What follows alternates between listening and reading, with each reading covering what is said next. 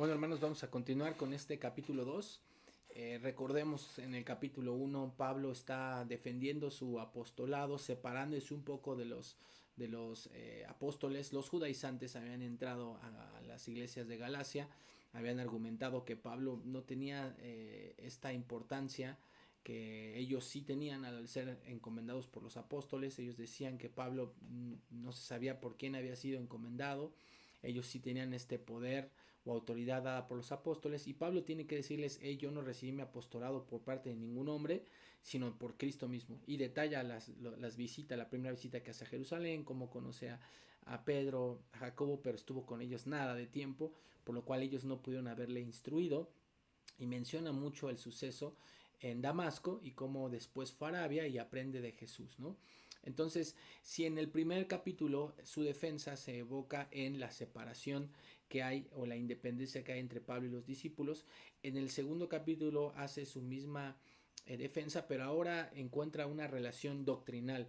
En la primera, independencia en cuanto a cómo aprendió las cosas, pero en la segunda ahora defiende diciendo: hey, nosotros después de un conflicto resolvimos lo mismo y nos dimos la mano, nos dieron la diestra como símbolo de autoridad, de que reconoce nuestra autoridad como apóstoles, como hay una unión en cuanto a lo que pensamos. Así es que son dos estrategias que Pablo usa para defender su ministerio ante los Gálatas, debido a los judaizantes que lo estaban desacreditando. Y bueno, vamos a tomar un poquito, a resumir, a tomar un poquito ya, entrar de lleno al capítulo 2, y vamos a ver cómo uno de los argumentos que va a presentar Pablo tiene que ver con lo que pasa después de esos primeros sucesos, ¿no? Y empieza con esta frase de los 14 años, después de pasar estos 14 años en lo que parece ser, estuvo mucho tiempo allí en Tarso. Después de esos 14 años y empieza su ministerio. Y aquí es donde tenemos que hablar un poquito de a qué se refiere con esos 14 años. Y bueno, no es que después de 14 años comenzara su ministerio, sino que después de la visita, y ahorita vamos a ver qué visita, es que sube nuevamente a Jerusalén. Recordemos que ya había iniciado su ministerio antes de lo que se escribe, porque fue, según la narración de Hechos capítulo 11, a Jerusalén para atender la hambruna que se había profetizado, y de hecho ya había pasado un año entero en Antioquía junto a Bernabé, que esto es un poquito lo que repasamos en la introducción de la clase. Pero cuando en el capítulo 2 nos habla acerca de estos 14 años, tenemos que ver de dónde vienen estos 14 años, ¿no? Es probable que los 14 años que se dicen aquí en Gálatas capítulo 2 se corran a partir de la conversión de Pablo, o bien desde su primer viaje a Jerusalén, que fue lo que se narró. Si se toma a raíz de su primer viaje a Jerusalén, o sea, si nosotros pensamos que es a través de su primer viaje en Jerusalén, eh, entonces dataríamos este suceso al mismo tiempo del concilio de Jerusalén. Ahora, si por el otro lado datamos que estos 14 años se toman a raíz de su conversión, esta visita que se narra en Gálatas 2 coincidiría con la visita hecha en Hechos capítulo 11, cuando lleva la ofrenda por la hambruna. Nada más para que quede claro. Son dos posturas de tomar los 14 años: a partir de la conversión o a partir de su primer viaje a Jerusalén. A partir de la conversión colocaría esta visita al mismo tiempo de Hechos capítulo 11, durante la hambruna que hubo. Sería su segunda visita. Si se toma a partir de la primera visita en Jerusalén, que es lo más plausible, entonces colocaría esta visita en un tercer viaje, no en un segundo, sino en un tercer viaje, y sería al mismo tiempo del concilio de Jerusalén. Entonces ubicaría más o menos estos sucesos en el año 50 aproximadamente. ¿Mm? Y bueno, hay este tema de las controversias, porque hay quienes piensan que fue a 14 años de su conversión o del primer viaje, y básicamente la controversia resulta en cómo datamos o dónde se coloca la carta a los Gálatas, ¿no? Ese es el tema que está aquí en cuestión, que una fecha colocaría la carta a los Gálatas en el año 48 y otra fecha colocaría la carta a los Gálatas en el año 50, ¿no? La pondría antes del segundo viaje misionero o después. Entonces, básicamente eso es lo que está aquí en cuestión. Pero bueno, cronológicamente se vería afectado, pero no la enseñanza, la parte doctrinal y lo que enseña no se ve afectado por de dónde tomemos los 14 años. Así es que para propósitos de esta clase vamos a asumir que esos 14 años se tomaron a partir de su primer visita, por lo que las narraciones que están en Gálatas capítulo 2 coincidirían con lo que se expresa en Hechos capítulo 15 como el Concilio de Jerusalén, y de hecho tiene mucho sentido porque los personajes y las resoluciones manifestadas o mencionadas son muy similares. Es muy probable que Gálatas 2 nos esté narrando esa participación privada que tuvo con los apóstoles, mientras que Hechos pues nos narra que hubo primero una audiencia con toda la iglesia y después hubo una audiencia privada con los ancianos y los apóstoles. Así es que Gálatas 2 nos estaría diciendo qué fue lo que pasó en esa reunión privada que tuvieron durante el Concilio de Jerusalén. Y tenemos que entonces entender qué es lo que llevó al Concilio de Jerusalén.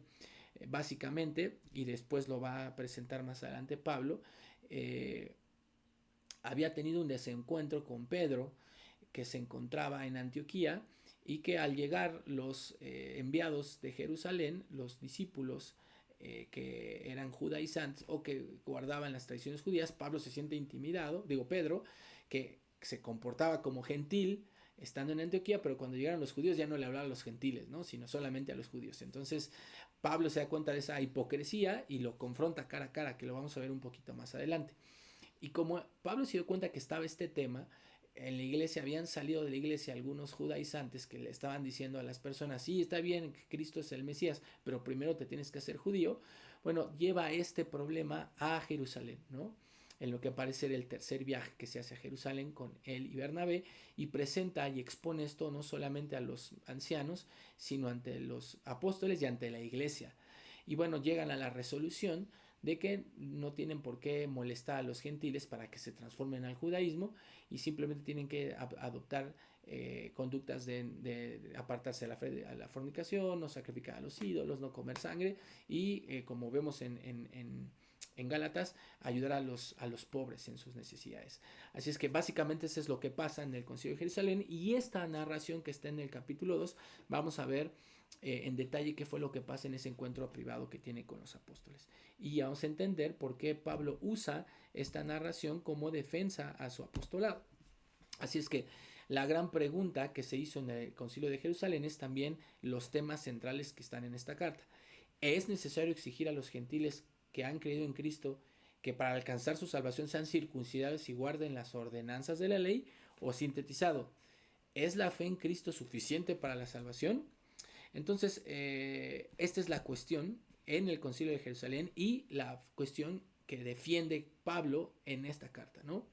Podríamos asumir que la presencia de Tito en este viaje tiene mucha relevancia en vista del concilio que se iba a producir en Jerusalén, y vamos a entender por qué.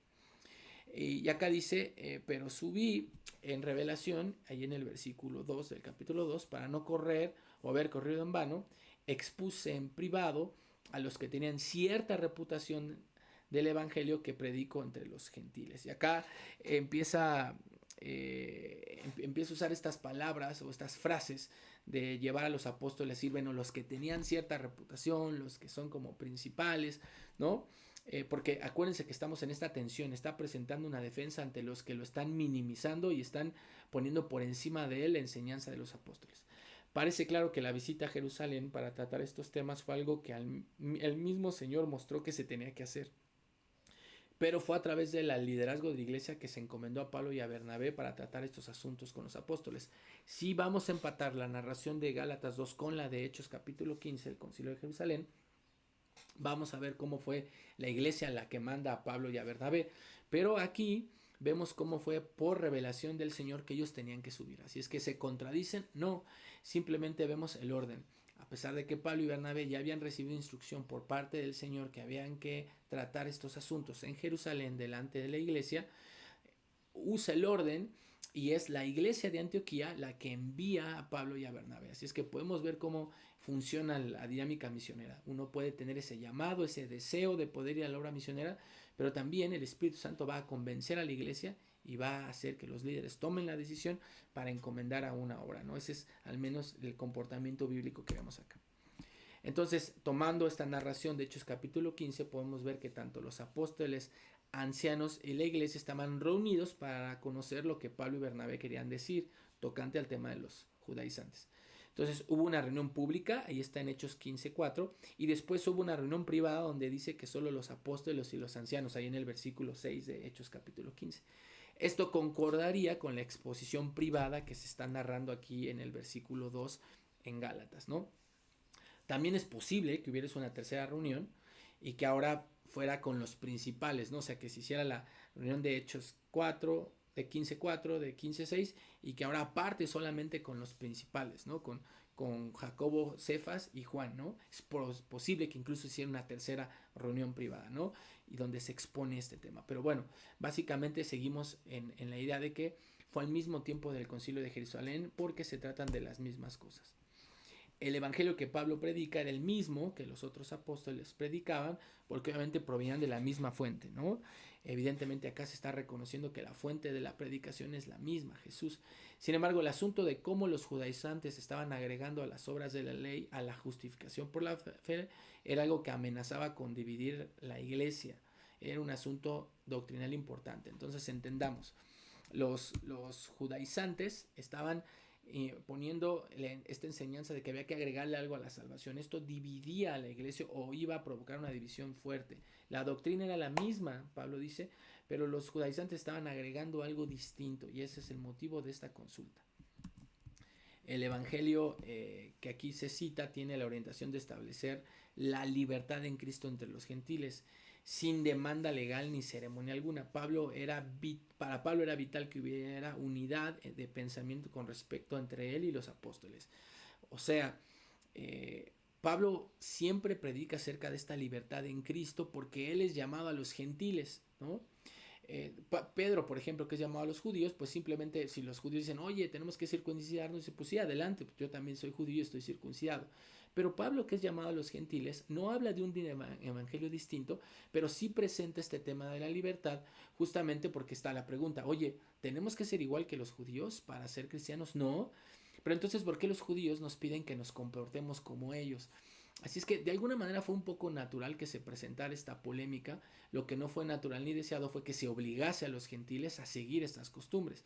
Así es que Pablo presenta este concepto de libertad en Cristo que vamos a ver más desarrollado en la carta, y para él entonces es muy importante que se aclare esta diferencia y que haya igualdad o unidad respecto a este tema doctrinal entre él y los apóstoles. Y miren cómo aquí entra Tito en relevancia. Dice, más ni aun Tito, que estaba conmigo, con todo y ser griego, fue obligado a circuncidarse. Y esto a pesar de los falsos hermanos introducidos escondidas, que entraban para espiar nuestra libertad que tenemos en Cristo Jesús, para reducirnos a esclavitud, a los cuales ni por un momento accedimos a someternos para que la verdad del Evangelio permaneciese con nosotros. Bueno, ¿por qué tiene relevancia Tito acá? Bueno, Tito no fue obligado a circuncidarse y fue notorio, y de hecho por eso le dice a los Gálatas, hey, a ver, miren, vean, yo llevé a Tito, que es de padre y madre griega. Entonces, a diferencia de Timoteo, que tenía padre y madre padre griego y madre judía, bueno, Timoteo le dijo circuncídate, porque él tenía orígenes judíos y entonces no pasaba nada si circuncidaba. Pero Tito, que no tenía orígenes judíos, sino era griego, no se le obligó a circuncidarse cuando le dijeron, hey, circuncídalo. Y no lo voy a circuncidar porque no necesita circuncidarse. Y fue notorio, y de hecho se cree que es una de las razones por las cuales lleva a Tito, porque si no se le obliga a circuncidar y los mismos apóstoles no lo obligaron a circuncidarse, entonces están aprobando la decisión de Pablo de no imponerle esa carga a los gentiles. Así es que al llegar a esa conclusión y al mostrar que pasó, que no lo circuncidaron, de alguna manera Pablo está demostrándole a los judaizantes y entonces a los gálatas que no era necesaria esa práctica porque ni aun Tito lo tuvo que hacer, ¿no? Espero ahí no haberlos confundido. Luego habla de estos falsos hermanos que fueron introducidos y obviamente habla de estos judaizantes, ¿no? Los pone como personas que engañaban a otros, pero también se engañaban en los mismos, ¿no? Se creían hermanos en la fe, pero demostraban con sus enseñanzas que eran anatemas. Y Jesús habla de esto allí en Mateo cuando dice, no todo el que me dice Señor, Señor, entrará en el reino de los cielos, sino el que hace la voluntad de mi Padre que está en los cielos. Y esto es fuertísimo, porque el mismo Jesús dice que en aquel día habrá personas que digan, hey, Señor, pues incluso nosotros arrojamos demonios en tu nombre, ¿no? Y él dirá, apartaos de mí, hacedores de maldad. O sea, básicamente esta idea de que habrá gente que incluso se engañará a sí misma pensando que sí son seguidores de Jesús, pero en la práctica no lo son, nunca creyeron de verdad. Así es que los judaizantes no solo engañaban a los hermanos, y se engañaban a sí mismos. Estos falsos maestros entraron como judaizantes encubiertos. Y vamos a ver esto a lo largo del Nuevo Testamento. Pero no fueron los únicos falsos maestros, también los gnósticos fueron falsos maestros.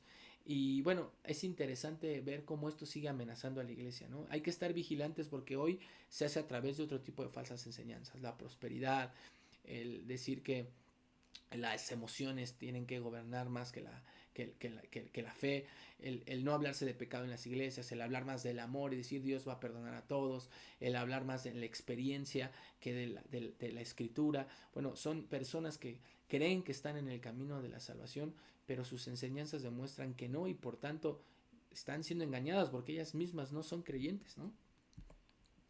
Bueno, aquí te pongo dos versículos de qué es lo que va, de que como tanto Pedro como Pablo hablan de que van a haber estos falsos maestros. No, mira, por ejemplo, Pedro dice, pero hubo también falsos profetas entre el pueblo, como habrá entre vosotros falsos maestros que introducirán encubiertas herejías destructoras y aún negarán al Señor que los rescató, atrayendo sobre sí mismos destrucción repentina. O sea, Pablo dice que en los postreros días algunos apostatarán de la fe, y escuchando a espíritus engañadores y a doctrinas de demonios, ¿no? Y bueno, vamos a entender que esto de los falsos maestros existió y existirá, ¿no? Existe y existirá, y por eso hay que estar bastante alertas. Y bueno, esta autoridad apostólica, ¿no? Sigue defendiéndose, y mira cómo usa esta frase: pero los que tenían reputación de ser algo, y lo que hayan sido en otro tiempo nada me importa, Dios no hace acepción de personas, a mí pues los de reputación nada no me comunicaron. Parece bastante fuerte, ¿no? Parece hasta grosero, parece que está actuando Pablo con respecto a los apóstoles. De primera vista parece un menosprecio hacia los apóstoles, pero no es así. Aquí vemos una defensa severa porque hay un menosprecio de parte de los judaizantes hacia Pablo. Ellos consideraban que los apóstoles eran personas de reputación, y en cierto sentido sí lo eran, porque eran los pilares de la enseñanza en los cuales estaba fundada la iglesia, ¿no? La enseñanza de los apóstoles. Pero que los judaizantes estaban haciendo era jactarse de la enseñanza de ellos, tratando de minimizar a Pablo. Por eso Pablo no trata de burlarse de los apóstoles, ni de ser grosero con ellos, ni de menospreciarlos. Pablo está usando esto de, hey, ustedes piensan que tienen una reputación, ustedes piensan que son los principales. Bueno, ¿qué creen? Estos que tienen cierta reputación, que ustedes llaman así, estos principales, a mí nada nuevo me comunicaron, ¿no? Mira cómo lo dice F.F. Bruce. Dice, Pablo no cuestiona el estatus personal o prestigio de los líderes de Jerusalén, sino que objeta la utilización que en ciertos círculos se hace de dicho estatus prestigio para disminuir el suyo. En concreto, se argumenta que su autoridad es muy superior, hasta el punto que si Pablo actúa o enseña de forma independiente, su actuación y su enseñanza pierde toda validez. Entonces, como dice Bruce, no es que esté menospreciándolo, no cuestiona su prestigio, sino que cuestiona cómo utilizan ese prestigio para demeritar el de Pablo, ¿no? Esta frase entre paréntesis, de hecho, esta que dice, lo que hayan sido en otro tiempo nada me importa, Dios no hace acepción de personas, es un poquito difícil de hecho de interpretar, porque parece que es una frase que ellos sí dominan mucho. Esta parte que nosotros en la Reina Valera dice, Dios no hace acepción de personas, la traducción literal sería, Dios no mira el rostro del hombre. Es como una frase que se entendía mucho en el trasfondo griego, y ahorita habría que adecuar para entender que lo que está tratando de decir es que Dios no se fija en el exterior, ¿no? Sino se fija en el interior.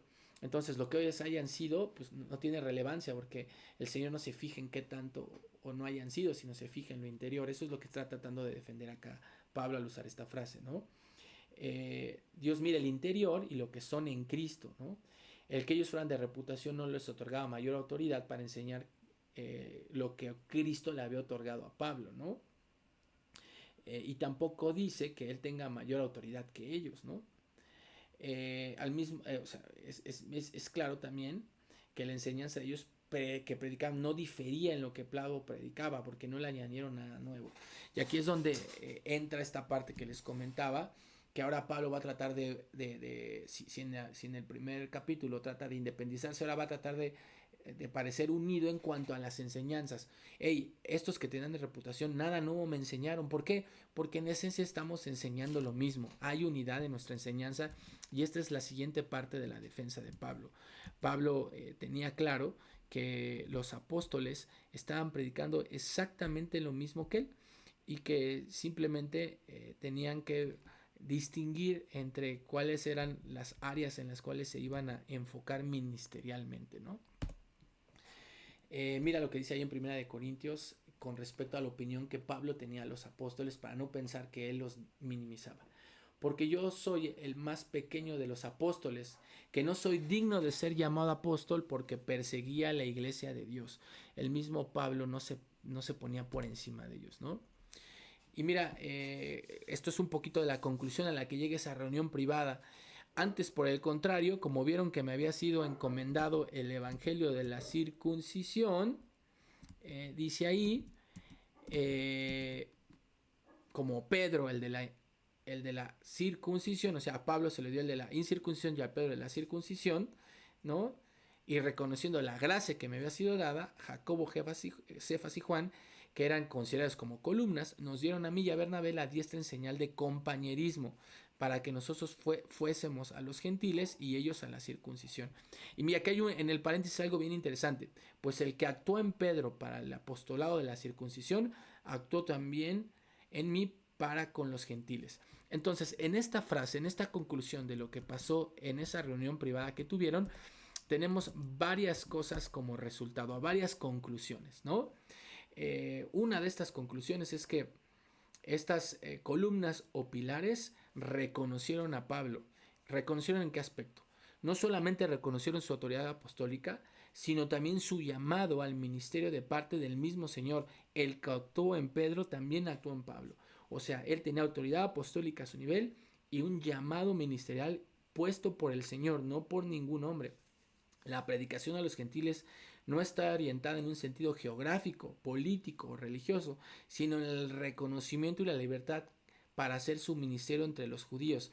Por eso él dice, Pedro el de los judíos y yo el de los gentiles. Pedro llamado a los de la circuncisión y yo a los de la incircuncisión. No era un asunto que tenía que ver con tú vete para allá, los Gálatas, y yo me quedo aquí en Judea. Tú vete con los que no son judíos y yo me quedo con los judíos. No, no, no, no, no, no, no, no. Sino el reconocimiento no era para dividir y hacer dos familias. Nosotros hacemos la familia judía o la iglesia judía y ustedes la iglesia gentil. No, porque Pablo aclara después que pertenecen a la misma iglesia. El reconocimiento que aquí se está haciendo es simplemente tú tienes la libertad para ir a los gentiles, así como Pedro tenía la libertad para ir a los judíos. Y Pablo va a estar dibujando esta línea o va a desdibujar esta división incluso en la carta a los romanos. No existe ya diferente árbol, ahora somos parte del mismo árbol. Entonces es muy importante que quede claro que lo que Pablo está tratando de hacer es ahora unificar el criterio entre los apóstoles y él y presenta este argumento a los Gálatas. Nosotros tenemos la misma enseñanza porque proviene de la misma persona, solamente que yo estoy predicándole a los gentiles porque Dios, Cristo me mandó hacia allá y Pedro lo predica entre los judíos porque Cristo lo mandó hacia allá, pero no porque pertenezcamos a diferente familia. Espero que eso quede muy claro porque eso es un eje importante. Y si hay una duda de esto, por favor, cuando tengamos las sesiones presencial, en vivo, por favor aclararlo. Pero es muy importante que quede esto muy, muy, muy claro, ¿no? Y bueno, tercer reconocimiento que se hace o que se menciona es la gracia que se le había dado, ¿no? Y esto también es muy importante. De hecho, para entender a qué gracia se está refiriendo, es importante entender la defensa que se está presentando, ¿no? Y a quiénes se le está presentando a estos principales. Y de parte de quiénes se está dando el reconocimiento. Esta gracia está relacionada al don único y particular del apostolado. La gracia que está reconociendo aquí Pedro, Juan y Jacobo es la gracia de ser apóstoles, este don.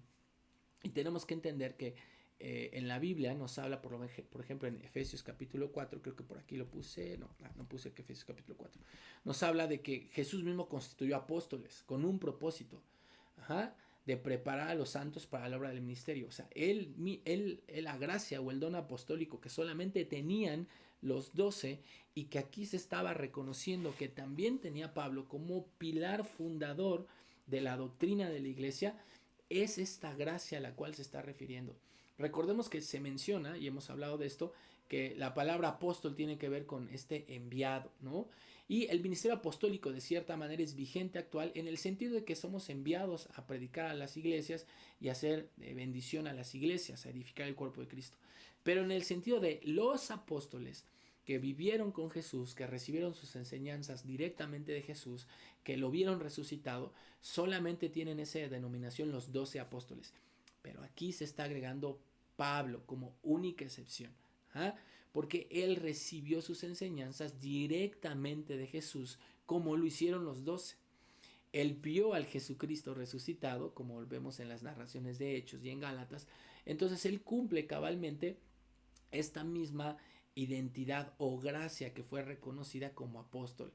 Es por eso que Pablo sí puede ser considerado como un apóstol de Jesucristo, y él lo menciona en ese sentido pleno. Y era importante este reconocimiento ante los judaizantes. Los judaizantes decían, este no es de los apóstoles, este no es enviado por los apóstoles, este es uno más. Y los apóstoles, al reconocer esto, están reconociendo públicamente, Pablo es uno de nosotros. Pablo está en igualdad de circunstancias, en igualdad de autoridad, porque de Cristo mismo tiene esa autoridad. Entonces, ahí hay similitud en cuanto a sus enseñanzas y en cuanto a su apostolado y autoridad. Muy importante esto, porque están reconociendo la igualdad que hay con Pablo. Y miren cómo en Romanos 1:5 dice, por quien recibimos, es decir, Cristo, la gracia y el apostolado para la obediencia a la fe y en todas las naciones por amor de su nombre. Y esto de la gracia y relacionado con el apostolado lo vamos a ver en muchas partes. De hecho, Pablo lo menciona mucho, esta gracia refiriéndose al apostolado. Conforme a la gracia, dice ahí 1 Corintios 3:10, de Dios que me ha sido dada, yo como perito arquitecto puse el fundamento y otro edifica encima, pero cada uno mire cómo sobreedifica. Este apostolado está justamente referido a esa autoridad apostólica como fundador de la doctrina, ¿no? Así es que podemos concluir que esta diestra que se le dio fue la señal de la comunión apostólica que estaban reconociendo. Estamos de acuerdo, tú eres tan apóstol como nosotros, ¿no? Y bueno, como conclusión de esta reunión privada, dice, solamente nos pidieron que nos acordásemos de los pobres, lo cual también procuré con diligencia. Y bueno, los apóstoles tenían claro que el ministerio giraba en torno al amor por el prójimo, manifestado en obras prácticas, ¿no? No podemos decir a nuestro hermano, sí, ve en paz, que Dios te bendiga, y no le damos lo que necesita para sobrevivir, ¿no? Pablo y Bernabé había llevado ayuda a los pobres en Judea, ¿se acuerdan? Hechos capítulo 11. Y si piensas que es la misma reunión, pues estaban recibiendo, de hecho, esa ofrenda, ¿no?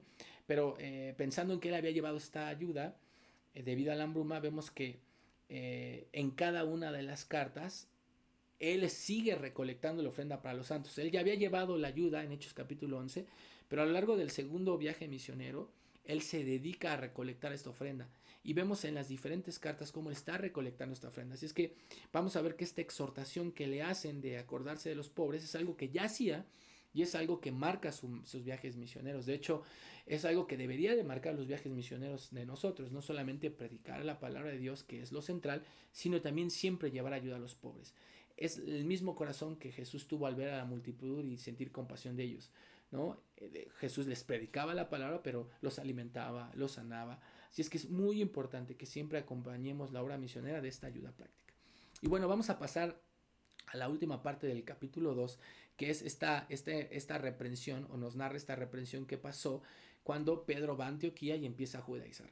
Pero ¿por qué es importante esta parte aquí? Porque va a concluir con justamente presentar este tema de la justificación. ¿Qué es lo que representa la justificación? Que forma parte central de la teología paulina. Así es que esto lo vamos a ver en el video que sigue.